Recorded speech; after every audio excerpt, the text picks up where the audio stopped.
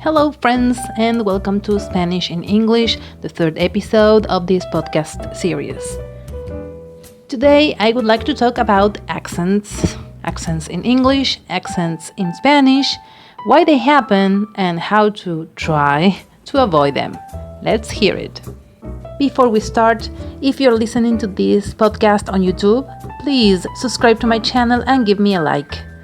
Remember, you can also listen from Blogger at SpanishInEnglish.blogspot.com and follow me on Instagram as Spanish_made_easy. Okay, the first thing we have to ask ourselves is, what is an accent?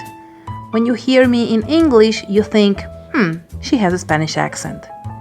What are you hearing exactly to define my English as non-native? First, the obvious answer, the pronunciation. Despite my effort, there are many words in each sentence that I might be pronouncing wrong, or at least in a funny way. But another very important part of the accent is the intonation. The intonation is the rhythm I use when I speak. It's one of the most difficult parts of the speech because you add the rhythm of your own language to the one you're learning, and others will perceive it as an accent. Let me show you an exaggerated example.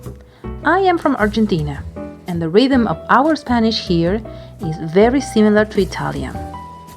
This happens because at the beginning of the 20th century, Argentina received a massive amount of immigrants from Spain and from Italy, which helped shape the language we speak here today. Both Italian and Argentine accents are terribly strong, which makes it very difficult for us to soften it to speak other languages. For example, if I want to offer you a cup of tea, in Argentina I would say, ¿Quieres una taza de té? The rhythm I'm using, ¿Quieres una taza de té? In English, and I know I'll do this wrong, so bear with me here, I would say, would you like a cup of tea? So, most of the time, when people are more focused on fluency than pronunciation, the rhythm of the native language passes on to the second language, and so the invitation to tea ends up sounding like, would you like a cup of tea? So, as you can see, pronunciation of the words is not everything.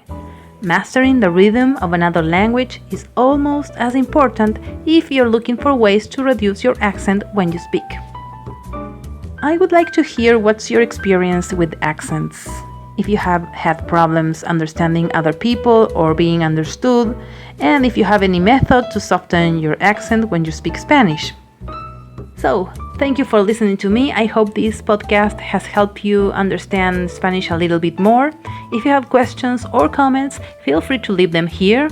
I am also offering Spanish lessons via Skype. If you are interested, you can book a free trial lesson from my website.